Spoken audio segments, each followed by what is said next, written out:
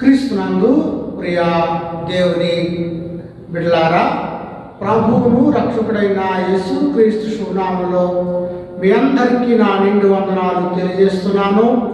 ఇట్టి తరుణం మనకిచ్చినందుకై దేవాది దేవునికి నా నిండు కృతజ్ఞతలు తెలియపరుస్తూ ఉన్నాను. ఈరోజు ప్రకటన గ్రంథము 17వ అధ్యాయము కొద్ది నిమిషాలు ధ్యానం చేద్దాం. చిన్న ప్రార్థన తర్వాత దేవుని వాక్యంలోకి వెళదాం. అందరూ తలలు దించి కళ్ళు మూసుకున్నట్లయితే ప్రార్థన. మహాగణుడును మహోన్నతుడును సర్వశక్తి మిక్కిలి కనిక్రమ కలిగిన ప్రభువా, కొద్ది నిమిషాల పాటు నీ పక్షాన నిలబడి వాక్యాన్ని విచ్చుచుండగా నీ ఆత్మశక్తిని మా అందరి మీద కుమ్మరించండి. మీరు మాట్లాడిన తండ్రి, నీ మాట్లాడితే కార్యాలు జరుగుతాయి. నీ వాక్యం బ్రతికించేది, బాధల్లో నెమ్మదిచ్చేది కనుక ఇట్టి నీ వాక్యం అందరి హృదయాల్లో ఫలింపచేయమని, తద్వారా వారు జీవిస్తూ పరలోకానికి వారసులుగా చేసి మహిమగంత ప్రభావాలు మీరే పొందమని, అనేకులు రక్షించుకున్నట్టు కృపణమని యేసు దివ్యనామమున వేడుకొంచున్నాం తండ్రి, ఆమేన్. ఈ దినం ప్రకటన గ్రంథము 17వ అధ్యాయము మొదటి వచనాన్ని చదువుతూ ఉన్నాను. ఆ 7 పాత్రలు పట్టుకొని ఉన్న 7 దేవదూతలలో ఒకడు వచ్చి నాతో మాట్లాడుచు ఇలాగ చెప్పెను, ఇక్కడికి రమ్ము, విస్తార జలముల మీద కూర్చున్న మహావేషకు చేయబడు తీర్పు నీకు కనుపరచగను. ప్రియ దేవుని బిడ్డలారా, యోహాను పరవశుడై ఉన్నప్పుడు ఆయనకు ప్రభువులాగా సెలవిస్తూ ఉన్నాడు,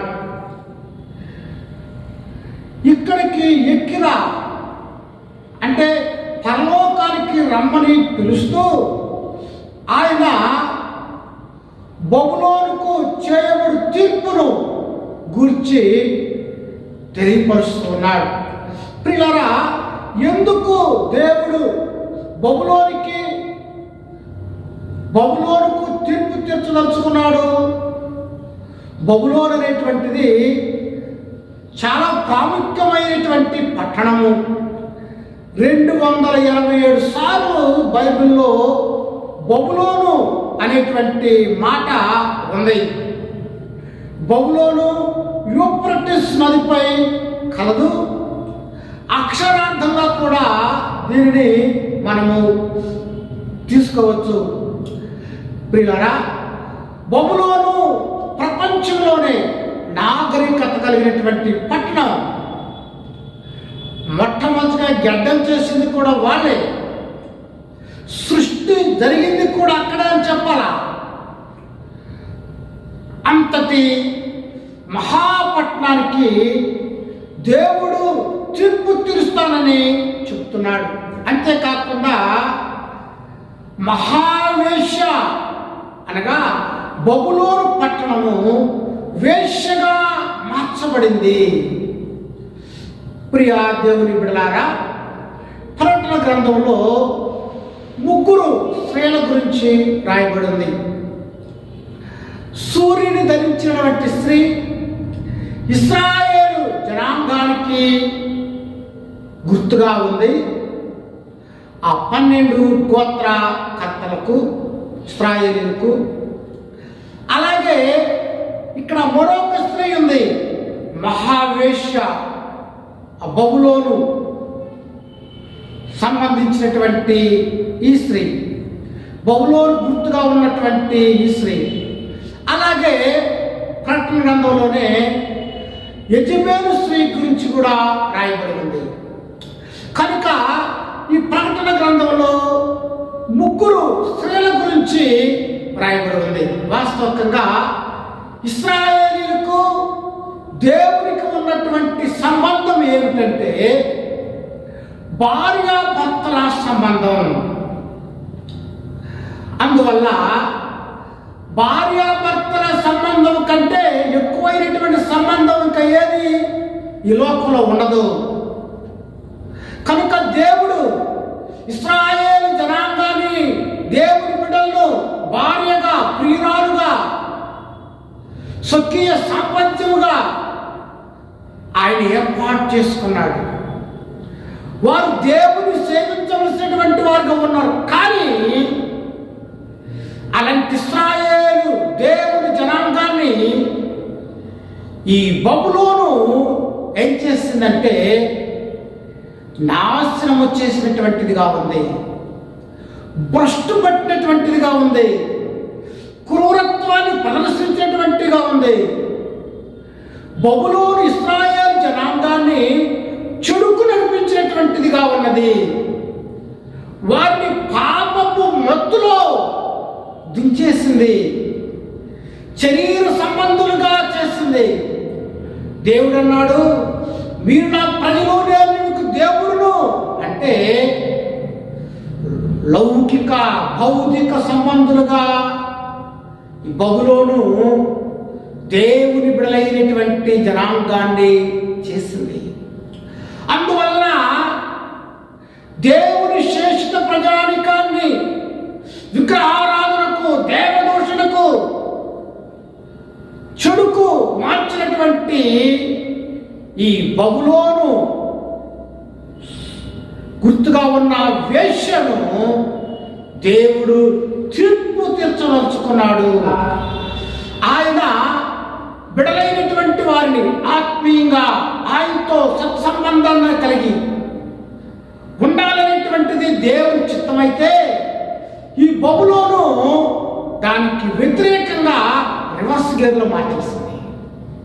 దానికి కారణము ఈ బబులోను అని మనం జ్ఞాపకం చేసుకోవాలి. అందువల్ల దేవుడు ఈ బబులోను మహావేశ్యగా పోల్చి దాన్ని శిక్షించబోతున్నటువంటి వాడుగా ఉన్నాడు. బిళ్ళారా, మరొక్కసారి నేను చదువుతా 17వ వచనాన్ని, మొదటి వచనాన్ని. ఆ 7 పాత్రలు పట్టుకొని ఉన్న 7 దేవదూతలు ఒకడు వచ్చి నాతో మాట్లాడుతూ ఇలాగ చెప్పెను, ఇక్కడికి రమ్ము, విస్తార జనుల మీద కూర్చున్న మహావేశ్యకు చేయబడు తీర్పు నీకు కనుపరుచుదును. ప్రియులారా, ఈ మహావేశ్య ఎక్కడి నుండి వచ్చింది? లేఖనం మాట్లాడుతుంది కదా, విస్తార జనముల మీద కూర్చున్నా. ఇది జనముల్లో నుండి వచ్చింది. విస్తారమైనటువంటి జనములు. ఇదే అధ్యాయంలో 15వ వచనం ఇలాగ రాయబడి ఉంది, చదువుతున్నాను. మరియు ఆ దూత నాతో ఇలాగ చెప్పెను, ఆ వేశ్య కూర్చున్న చోట నీవు చూచిన జనములు, ప్రజలను, జన సమూహములను, జనములను, ఆయా భాషలు మాట్లాడు వారిని సూచించను. చూసారా, ఈ మహావేశ్య ఎక్కడి నుండి వచ్చిందంటే జనములను, ప్రజలను, జన సమూహములను అనగా ఇట్ కేమ్ ఫ్రమ్ పీపుల్. అది ప్రజలకు, ప్రజలలో నుండి వచ్చింది. క్రీస్తునందు ప్రియులారా, అనగా it's a representation of the people. అది ప్రజలకు గుర్తుగా ఉంది. ఏ ప్రజలు? జలములు, ప్రజలను, జనసమూహాలను, జనములు, ఆయా భాషలు మాట్లాడు వారిని సూచిస్తూ ఉంది. అనగా అనేకమైనటువంటి జనాంగాలను లో నుండి ఇది వచ్చినటువంటిదిగా ఉందని మనము జ్ఞాపకం చేసుకున్నటువంటి వారంగా ఉన్నాం. ప్రియులారా, బైబిల్ చెబుతుంది అనేక భాషలు మాట్లాడేటువంటి వారు, అనగా ఇట్స్ ఏ ఇంటర్నేషనల్ లీడర్. బబులోను ఒకప్పుడు ప్రపంచాన్ని ఏలినటువంటి గొప్ప నగరం. అన్ని విషయాల్లో కూడా టెక్నాలజీలో కానీ వారికి మించినటువంటి వారు ఎవరు లేరు. ప్రపంచాన్ని శాసించినటువంటి దేశమే బబులోను దేశం అని జ్ఞాపకం చేసుకోవాలి. ప్రియులారా, ఈ మహావేశ జనములలో నుండి పుట్టినటువంటి ఇదిగా ఉన్నది. అది విగ్రహారాధనకు గుర్తుగా ప్రజలను భ్రష్టత్వానికి నడిపించినటువంటిదిగా ఉందని, ప్రజలను అబద్ధ మతంలోనికి మనుషులను నాశనం చేసేటువంటిదిగా పిల్లరా బైబిల్ చెబుతుంది. మహావేశ్య. వేశ్య అంటే అనేకులతో పాపంతో పాల్గొనేటువంటి స్త్రీ. దేవుని శరీరాన్ని పరిశుద్ధంగా ఇస్తే ఆ శరీరాన్ని అపవిత్రపరుస్తూ అనేకులు నాశనం చేసేది వేశ్య. ప్రియులారా, అనేకులను నాశనానికి నడిపించేటువంటిది వేశ్య. కనుక ఈ వేశ్యను దేవుడు తీర్పు తీర్చేటువంటి వాడుగా ఉంటున్నాడు. క్రీస్తునందు ప్రియులారా, అనగా దేవుని బిడ్డలను మత భ్రష్టత్వానికి, దేవుని బిడ్డలను పాపంలో పడేసేటువంటి దానికి గుర్తుగా ఈ బబులోను ఉంది. చాలా మంది అంటారు, ఈ బబులోను ఎవరంటే ఈ కెథోలియన్స్ అని చెప్తా ఉంటారు. వారు మత భ్రష్టత్వానికి గురి చేస్తున్నారు అని అంటారు. అది ఎంతవరకు వాస్తవమైనటువంటిది నేను చెప్పలేను. కానీ ఈ బబులోను అయితే పరిశుద్ధమైనటువంటి జనాంగాన్ని అపవిత్రపరుస్తూ ప్రజలను నాశనం చేసేదే ఈ బబులోను మహావేశ్య అని మనము జ్ఞాపకం ఉంచుకోవాలి. ప్రియా దేవులారా, పవిత్రంగా దేవుడు నిన్ను నన్ను నిర్మించాడు. నేను పరిశుద్ధులు కనుక మీరు పరిశుద్ధులుగా ఉండమని చెప్పాడు. నిర్దోషులను నిష్కలంకంగాను పరిశుద్ధమైనటువంటి కన్యకలుగా మనం ఉండాలని దేవుని చిత్తము. మరి ఉంటున్నావా? అలాంటి పరిశుద్ధమైనటువంటి సంఘంగా మన జీవితాలు ఉన్నాయా? విలువ పెట్టి కొనబడ్డారు కనుక దేవుని సొత్తు మనం ఆయన సొత్తు. ఎలా బ్రతుకుతున్నాము? క్రీస్తునందు ప్రియా దేవులారా, మనం ప్రభువును సంతోషపరిచేటువంటి జీవితాలు కలిగి ఉండాలనేటువంటిది దేవుని యొక్క చిత్తమై ఉందని, మనం వేశ్యలుగా మార్చకూడదని, మన శరీరాన్ని అపవిత్రపరచుకోకూడదనేటువంటిది దేవుని యొక్క చిత్తమని మనము గ్రహించాలి. 2వ వచనం చదువుతున్నాను. భూరాజులు ఆమెతో వ్యభిచరించిరి, భూనివాసులు ఆమెతో వ్యభిచార మధ్యములో మత్తులైరి. ప్రియులారా, భూరాజులను, ఆ మహావేశ్య అయినటువంటి బబులోను భూరాజులను మరింత్రము వ్యభిచారులుగా చేసేసింది. మద్యములో మత్తులైరి. ఆ వ్యభిచారంలోను, వ్యభిచార మద్యములో కూడా వారు మత్తులైపోయినటువంటి వారుగా నేడు దేవుని సంఘానికి గుర్తుగా కూడా మనం చెప్పవచ్చు. ప్రియులారా, నేడు దేవుని ప్రజలైనటువంటి వారు కూడా మత సంబంధమైనటువంటి మత్తులో పడిపోతున్నారు. దేవుని వాక్యానికి ప్రాముఖ్యత ఇవ్వట్లేదు, కానీ మత సంబంధమైనటువంటి ఆచారాలకు, సంప్రదాయాలకు మత్తులో మనుషులు పడిపోతున్నారని మనము జ్ఞాపకం ఉంచుకోవాలి. అనేకమైనటువంటి తప్పుడు బోధలకు నేడు ప్రపంచమే మత్తులో పడిపోతుంది. రాజులు ఆకర్షించబడ్డారు. అనగా ఈ బబులోను సంపన్నమైనది, విలాసవంతమైనటువంటిది. ప్రియులారా, ప్రజలు ఆ విలాసాలు కోరుకునేటువంటి వారుగా, లౌకిక సంపదను కోరుకున్నటువంటి వారుగా ప్రజలు మారిపోతున్నారు. సంఘం ఇచ్చేటువంటి భౌతిక పరమైనటువంటి వాటికి ఆకర్షితులవుతున్నారే తప్ప నిజమైనటువంటి ఆత్మ సంబంధమైనటువంటి ఆరాధనను ప్రేమించేటువంటి వారు నేను ఉన్నారా? లేదు. ప్రజలు మతంలోకి వస్తున్నారు, కానీ దేవుని ఆత్మీయమైనటువంటి మార్గాల్లోకి రాలేకపోతున్నారు. నాడు పరిసయ్యులు ఎలాగైతే మత్తయి సువార్తలో వారి మతంలో కలుపుకోవడానికి భూమి ఆకాశాలు చుట్టబట్టేటువంటి వారు ఉన్నారు, కానీ వారి ఆత్మ సంబంధమైనటువంటి జీవితంలోనికి ఆ పరిస్థితి నడిపించలేకపోయారో, అలాగే నేడు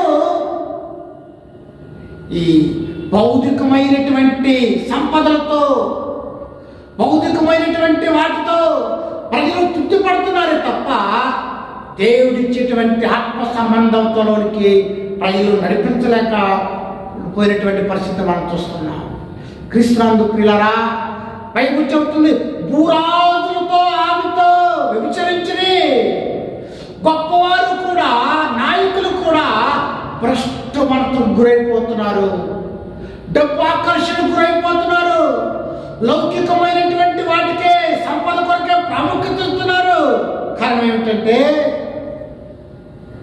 ఈమె బబులోను వ్యభిచారపు మత్తులో ఏర్పాటు చేయబడిన వాటి సైతము సర్వనాశనం చేస్తా ఉన్నాయి.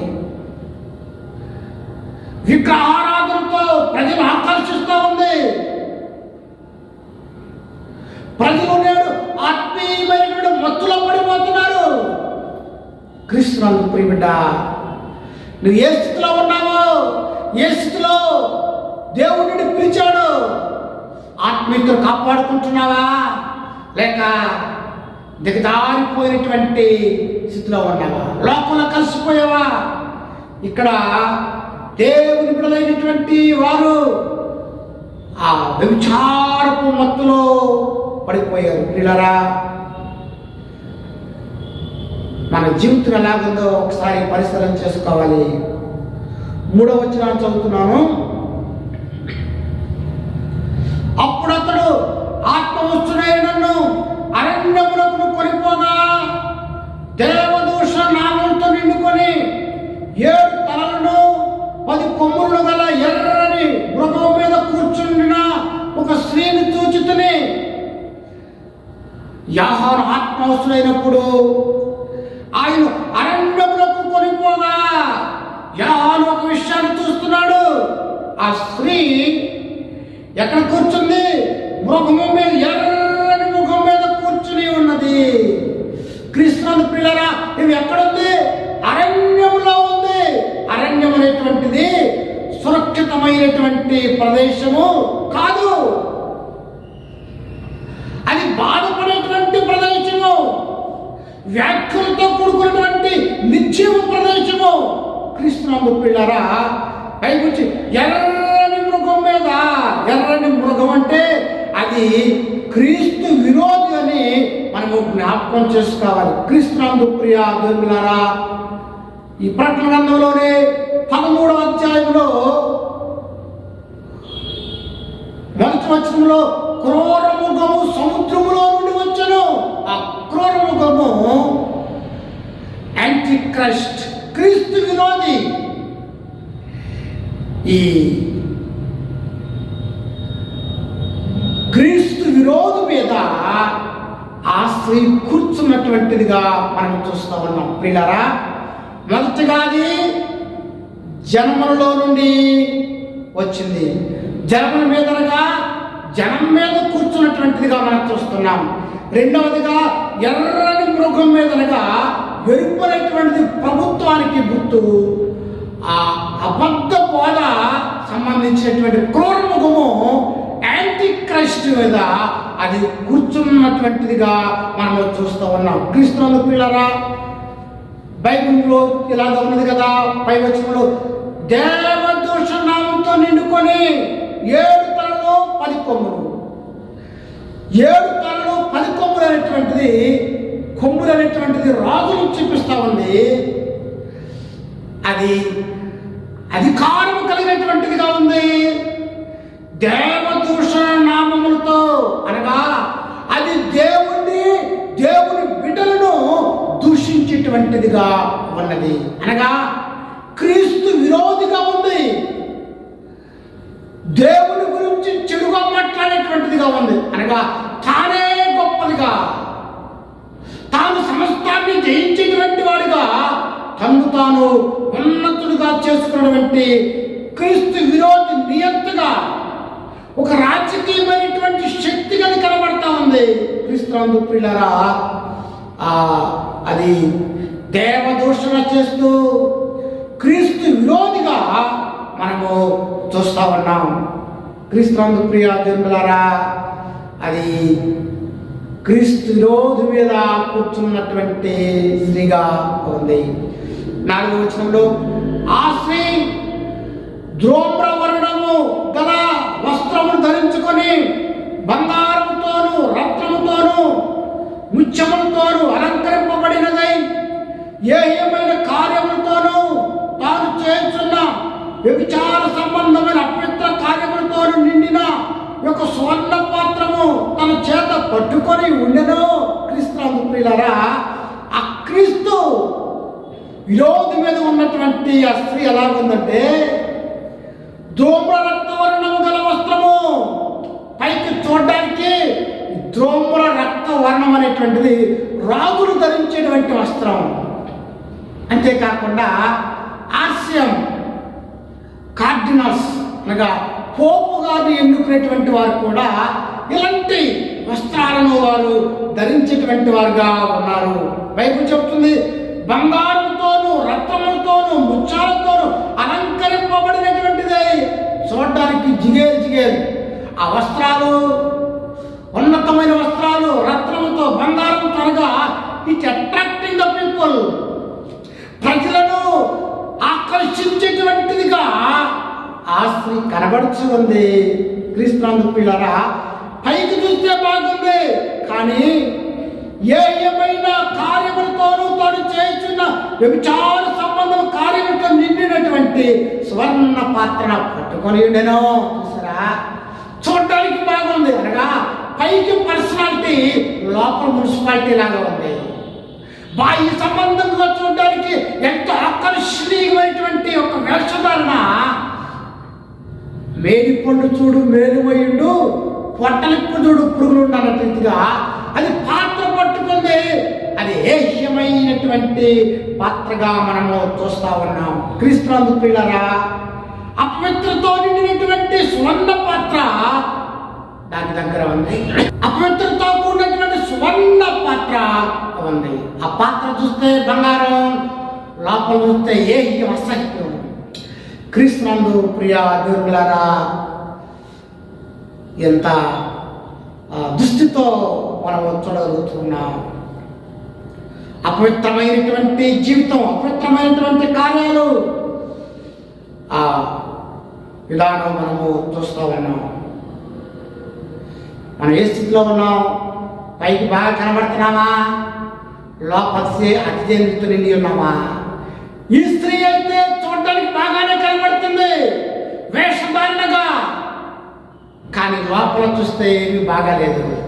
ప్రియ దేవులారా, ఒకసారి పరిశీలన చేసుకో.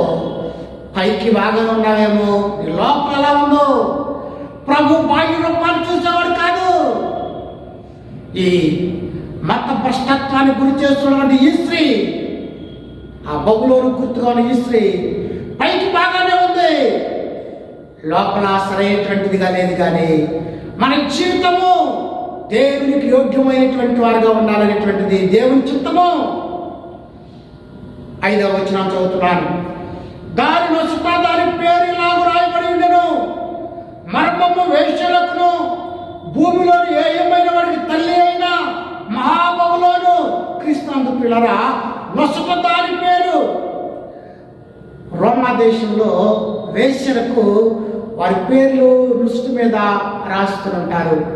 అలాగే ఈ ప్రకటన గ్రంథంలోని 4వ అధ్యాయంలో కూడా దేవుని బిడ్డల నుదుటి మీద మనం పేర్లు చూస్తాము. అంతేకాకుండా ఈ ప్రకటన గ్రంథంలోనే 1,44,000 మందికి ప్రభువు ఆయన ముద్రించినటువంటి వాడు ఉన్నాడు దృష్టి మీద. అనగా వారు దేవుడు ప్రజలై ఉన్నారని, వారు దేవుని యొక్క దాసులని ఆయన గుర్తించాడు. ఇక్కడ ఈమె వేశ్యలు అని తన పేరు రాసుకున్నటువంటిదిగా ఉంది. క్రీస్తునందు ప్రియ దేవులారా, దాని నొసట మీద దాని పేరు 1,44,000 మంది ఆ నొసట మీద ప్రభు ముద్రించాడు. ఆయన ముద్ర 788వ ముద్ర, అది ప్రభు ముద్ర. ఇక్కడ దాని పేరు అనగా ఆ వేశ్య పేరు కలిగినటువంటిదిగా ఉందని మనము జ్ఞాపకం చేసుకున్న భద్రంగా ఉంచుకున్నాం. ఇంకా ఎలా ఉందంటే, మర్మము వేశ్యలకును భూమిలోని ఏకమైనటువంటి తల్లి. చూసారా, ఇవి ఎవరికి తల్లి? వ్యభిచారమత్తులో ఉన్నటువంటి వారికి తల్లి. ఆమె వ్యభిచారం చేస్తున్నటువంటి తల్లిగా మనము చూస్తా ఉన్నాం. క్రీస్తునందు ప్రియ దేవులారా, మనం ఎలా ఉన్నాం లోకంలో? ఏమైనటువంటి వాటికి తల్లిగా, అనగా వ్యభిచారానికి తల్లిగా, పాపానికి తల్లిగా ఆమె కనబడుతూ ఉన్నది. 6వ వచనంలో చదువుతున్నాను. మరియు ఆ స్త్రీ పరిశుద్ధుల రక్తముతోనూ యేసు యొక్క హతసాక్షుల రక్తము చేతను మత్తిల్లిండుట చూచితిని. నేను దాన్ని చూచి బహుగా ఆశ్చర్యపడగా, ఆ స్త్రీ ఎలాగుందంటే రక్తము చేతను, అనగా అనేకమైనటువంటి పరిశుద్ధులను అది హతసాక్షులుగా చేసినటువంటిదిగా ఉంది. దాన్ని చూసి ఆశ్చర్యపడిపోయేటువంటి వాడుగా, అనగా ఆ మొత్తం ముసుగులో అనేక మందిని ఈ వేశ్య క్రీస్తు విరోధి చంపినటువంటిదిగా ఉందని మనము జ్ఞాపకం ఉంచుకోవాలి. క్రీస్తునందు ప్రియ దేవులారా, వేశ్య క్రీస్తు విరోధి మీద కూర్చుంది. ఆ క్రీస్తు విరోధి అనేకులను, పరిశుద్ధులను చంపినటువంటి వాడుగా 13వ అధ్యాయము ప్రకటన గ్రంథంలోనే మనం చూస్తాం. దేవుని బిడ్డలను హింసించి అది సంతోషించేటువంటిదిగా, మతానికి ప్రాతినిధ్యం వహిస్తూ ఉన్నట్లుగా మనము చూస్తా ఉన్నాం. 7వ వచనాన్ని చదువుతున్నాను. 7వ వచనాన్ని. ఆ స్త్రీ పరిశుద్ధ రక్తము చేతను యేసు యొక్క హతసాక్షు రక్తము చేతను మత్తిల్ల చేయుట చూచితిని. నేను దాన్ని చూచి బహుగా ఆశ్చర్యపడితిని. ఈ స్త్రీని గూర్చిన మర్మములు క్రీస్తునందు ప్రియులారా, అనేక మంది దేవుని బిడ్డలను చంపించినటువంటిదిగా మనం చూస్తా ఉన్నాము. ఎలా చంపించింది? ఉదాహరణకు రోమన్ క్యాథలిక్ వారు అనేక మంది దేవుని బిడ్డలను చంపించారు. గొప్ప గొప్ప శాస్త్రవేత్తల పరింతరము నాడు పోపు గారు చంపించినటువంటి వాడిగా ఉన్నాడని చరిత్రలో కొన్ని గ్రంథాల్లో నేను చదివి ఉన్నాను. రోమన్ కథోలిక్ క్వీన్ కాలంలో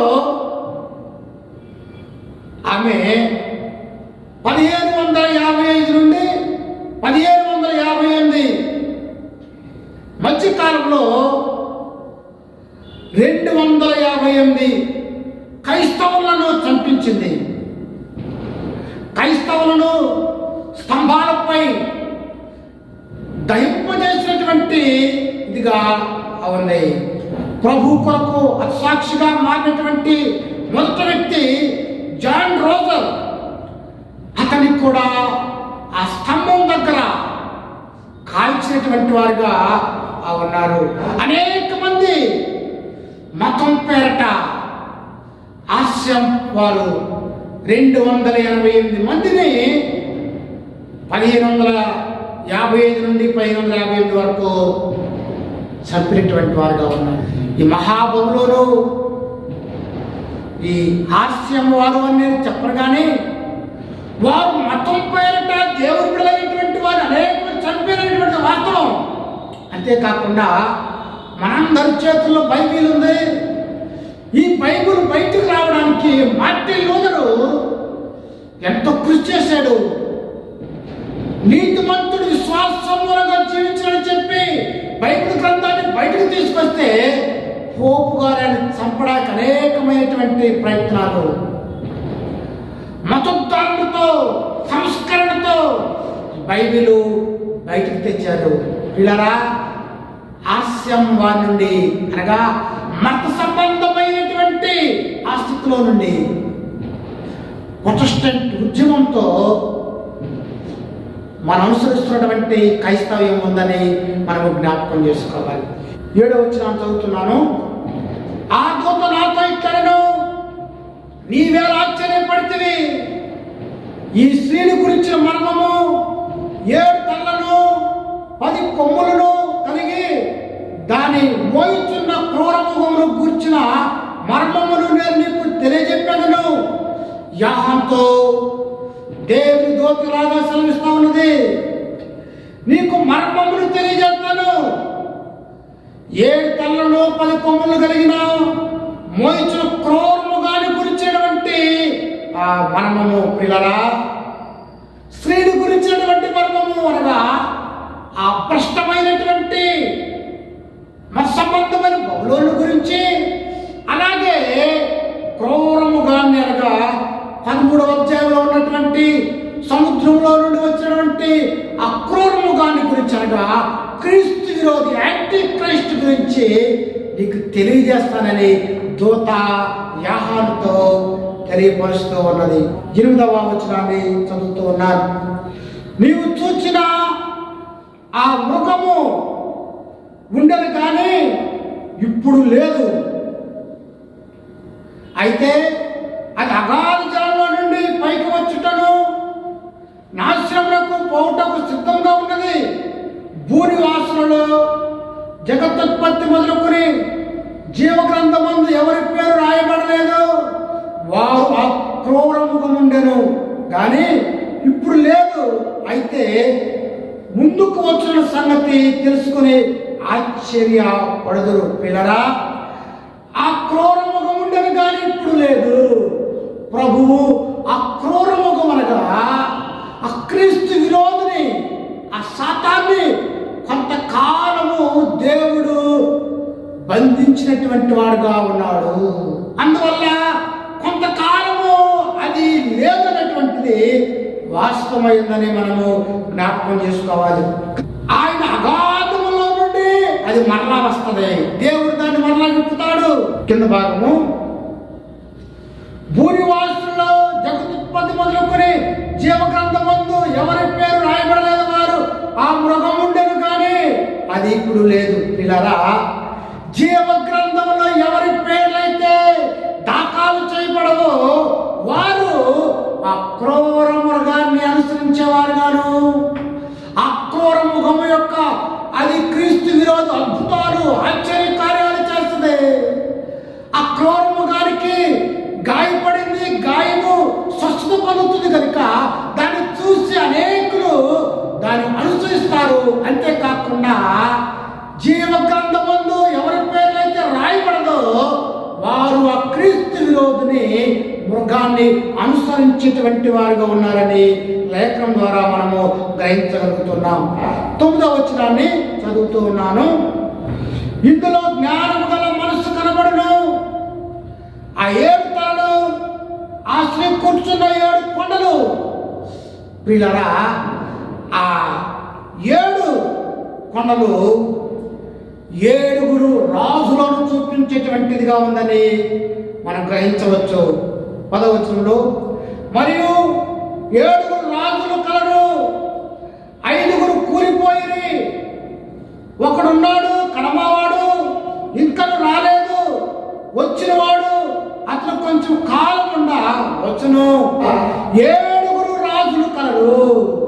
ఇశ్రాయేలు జనాంగాన్ని 7 రాజులు పరిపాలించినటువంటి వారుగా ఉన్నాడు.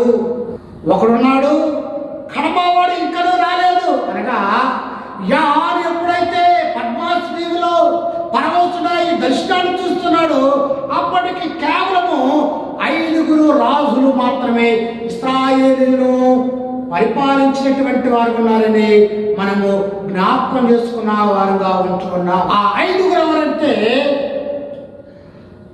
అది ప్రపంచ రాజ్యాలను చూపిస్తూ ఉంది. అనగా వీరు ఇశ్రాయేలు జనాంగాన్ని పరిపాలించినటువంటి వారుగా ఉన్నారు. మొదటిగా అసిరియా, రెండవదిగా బబులోను, మూడవది మాదియా, 4వది పర్షియా, 5వది గ్రీకు రాజ్యము ఇశ్రాయేలు జనాంగాన్ని అనగా ప్రపంచ దేశాన్ని వారు పరిపాలించినటువంటి వారుగా ఉన్నారు. మరొకటి లేదు అంటే అప్పటికి యోహాను కాలంలో ఆ పరిపాలన ఇంకా రాలేదని మనము జ్ఞాపకం చేసుకోవాలి. మరలా ఆయన ఆ రోమా రాజ్యాన్ని పునర్నిర్మించేటువంటి వాడుగా ఉన్నాడని మనము గ్రహించాలి. 11వ వచనాన్ని చదువుతున్నాను. ఉండినది ఇప్పుడు లేదని నైనా ఈ క్రూరముఖము ఆ 7గురితో పాటు ఒకడనయ్యండి. క్రీస్తునందు ప్రియులారా, చివరిగా పరిపాలించినటువంటి వాడు అలెగ్జాండరు తరువాత ఆ క్రూరముఖము పరిపాలించేటువంటిదిగా అనగా క్రీస్తు విరోధిగా గుర్తించబడుతున్నటువంటి వారు క్రీస్తు విరోధి పాలన వస్తుందని మనము గ్రహించవలసినటువంటి వారుగా ఉంటూ ఉన్నాం. 11వ వచనంలో ఉండినది ఇప్పుడు లేనిదైనా ఈ క్రూర మృగము ఆ 7గురితో పాటు ఒక్కడైండి తానే 8వ రాజుకు నాశనమునకు పోవును. వీళ్ళరా మరలా ఆ క్రూర మృగాన్ని దేవుడు వదిలిపెట్టాడు. ఆ క్రూర మృగము పరిపాలించేటువంటిదిగా ఉంది. 8వ రాజును అని బైబిల్ చదివిస్తా ఉంది. వీళ్ళరా అనగా 8వదిగా ఆ క్రూరముఖము పాలించేటువంటిదిగా ఉందని మనం గ్రహించాలి. 12వ వచనంలో నీవు చూచిన ఆ 10 కొమ్ములు 10 మంది రాజులు వారి వరకు రాజ్యమును పొందలేదు, కానీ ఒక గడియ క్రూరముఖంతో కూడా రాజు వారి అధికారము పొందదు. ఆ 10 కొమ్ములు క్రూరముఖం మీద ఉన్నాయి. అది 10 మంది రాజులకు చూపించేటువంటిదిగా ఉంది. 10 మంది రాజులని లేఖనం చెప్తుంది. 11వ వచనంలో వీరు ఏకాభిప్రాయం గలవారై తమ బలమును అధికారమును ఆ క్రూరముఖమునకు అప్పగింతురు. వీళ్ళ 10 మంది రాజులు కూడా ఆ క్రీస్తు విరోధికి లోపడిపోయి అట్రాక్ట్ అయిపోయి దాని కార్యాలు చూసి దాని మాటలు చూసి క్రీస్తుని దూషించడాన్ని చూసి దాని మత్తులో పడిపోయి లోబడిపోయి అధికారాన్ని ఆ క్రూరముఖానికి ఇచ్చినటువంటి వారిగా లేఖనము మాట్లాడుతూ ఉన్నది.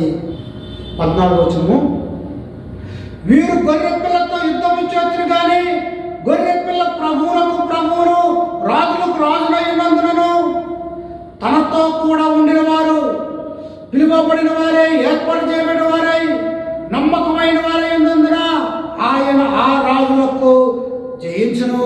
పిల్లరా ఆ క్రూరముఖము ప్రభుతో యుద్ధం చేయను, కానీ ఆ గొర్రె పిల్ల లోక పాపాలు మోసిన దేవుని గొర్రె పిల్ల యేసు ప్రభుతో యుద్ధం చేసి క్రీస్తునందు ప్రియులారా నమ్మకమైన వారై ఉన్నందున ఆయన రాజులను జయించను. ప్రభువు ఈజ్ గాడ్ ఆఫ్ విక్టరీ. మన ప్రభువు విజయాన్ని పొందేటువంటి వాడు అని చెప్పాడు. పరలోకమందును భూమి ఎదురు సర్వాధికారం ఇవ్వబడింది.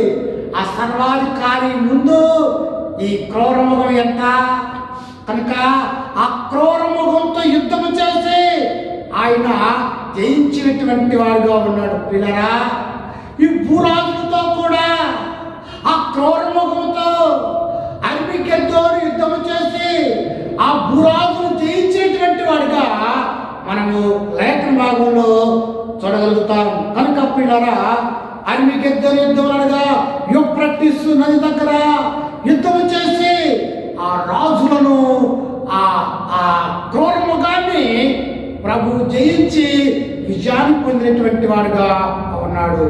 15వ వచనం చదువుతున్నాను. మరియు ఆ దూత నాతో ఇలాగ చెప్పెను, ఆ వేశ్య కూర్చున్న చోట నీవు చూచిన జనములు ప్రజలను జనసమూహములను జన్మలను ఆయా భాషలు మాట్లాడేవారిని సూచించును. పిల్లరా ఆ వేశ్య ఆ బబులోను జన్మలలో నుండి వచ్చినటువంటిది అనగా it is a representation of the people. అది ప్రజలలో నుండి వచ్చినటువంటిదిగా ఉందని లేఖనము మాట్లాడుతుంది. 16వ వచనాన్ని చదువుతున్నాను. నీవు ఆ 10 కొమ్ములు గల మృగమును చూచితివే, వారు ఆ వేశ్యను దేశించి దాన్ని దిక్కులేని దానిగాను దిగంబరునిగాను చేసి దాని మాంసం భక్షించి అగ్ని చేత దాన్ని బొత్తిగా కాల్చివేతురు. ఆ 10 కొమ్ములు గల మృగములను చూచితివే, వేశ్యను దేశించి అనగా ఆ రాజులు ఆ బబులోను వేశ్యను జయించేటువంటి వారుగాను దేశించేటువంటి వారుగాను దాన్ని దిక్కులేని దానిగాను దిగంబరునిగాను చేసి దాని మాంసం భక్షించి అగ్ని చేత బొత్తిగా కాల్చి ప్రజలను మత భ్రష్టత్వానికి నడిపించినటువంటి, ప్రజలను పాపానికి నడిపించినటువంటి, ప్రజలను మోసం చేసినటువంటి ఆ బబులోను ఈ 10 మంది రాజులు మరియు ఆ యాంటిక్రైస్ట్ ఏం చేస్తారంటే దాని అగ్ని చేత బొత్తిగా కాల్చివేతురు. అనగా ఆ వేశ్యను లేకుండా నాశనం చేసేటువంటి వాడుగా ఉన్నారు. పిల్లరా, దుష్టుడు ఎప్పటికైనా నాశనం కావాల్సిందే. దేవుడు ఈ వచనాన్ని చదువుతున్నప్పుడు దుష్టుల ద్వారా కూడా దేవుడు పనిచేస్తాడని మనం అర్థం చేసుకోవచ్చు. ఆ మహావేశ్య ఒక దుష్టురాలు, యాంటిక్రైస్ట్ ఒక దుష్టురాలు, ఈ 10 మంది రాజులు కూడా దుష్టత్వంగా నిలబడుతున్నారు. ఈ రాజులు ఆ యాంటిక్రైస్ట్ కలిపి ఆ బబులోను గుర్తుగా ఉన్నటువంటి వేశ్యను నాశనం చేసినటువంటి వారు ఉన్నారని మనము జ్ఞాపకం చేసుకున్న భద్రంగా ఉంటూ ఉన్నాం. క్రీస్తు ప్రియులారా, ఇది దేవుని యొక్క ప్రణాళిక నెరవేర్పు. ఆ బబులోను దేవుని ప్రజలను భ్రష్టు పట్టించింది కనుక, దేవుని ప్రజలను పాపానికి గురి చేసింది కనుక, దేవుని ప్రజలను దేవుడిని దూరం చేసింది కనుక అది కాల్చివేయబడింది. దేవుడు తీర్పు తీర్చినటువంటి వాడు ఉన్నాడని మనము జ్ఞాపకం చేసుకోవాలి. క్రీస్తు ప్రియులారా, 17వ వచనం చదువుతున్నాం. దేవుని మాటలు నెరవేరు వరకు వారి ఏకాభిప్రాయం గలవారై తమ రాజ్యమును ఆ మృగమునకు అప్పగించడం వలన తన సంకల్పం కొనసాగించినట్లు దేవుడు వారికి బుద్ధి పుట్టించను. క్రీస్తు పిల్లరా, దేవుని యొక్క ప్రణాళిక నెరవేర్చడానికి ఆ రాజులు అధికారాన్ని ఆ క్రూర మృగానికి అప్పగించినటువంటి వారుగా ఉన్నారు. ఆ క్రూర మృగమునకు తమ రాజ్యమును ఆ క్రూర మృగానికి అనగా క్రీస్తు విరోధికి అప్పగించినటువంటి వారుగా ఉన్నారు. ప్రభు ఏం చేస్తాడు? ఆ క్రూర మృగాన్ని అర్మిగెద్దోను యుద్ధంలో జయించినటువంటి వాడుగా ఉన్నాడు. అంతేకాకుండా ఈ క్రూర మృగము తూర్పు దేశంలో ఉన్నటువంటి ఆ భూరాజులతో కూడా అర్మిగెద్దోను ప్రాంతం యుద్ధం చేసి మన ప్రభు విజయం పొందినటువంటి వాడుగా ఉన్నాడు. కనుక రాజ్యము నిరంతరము మన ప్రభువు పరిపాలించేటువంటి వాడుగా ఉన్నాడని మనము జ్ఞాపకం చేసుకున్న భద్రంగా ఉంటున్నాం. చివరి 18వ వచనం చదువుతున్నాను.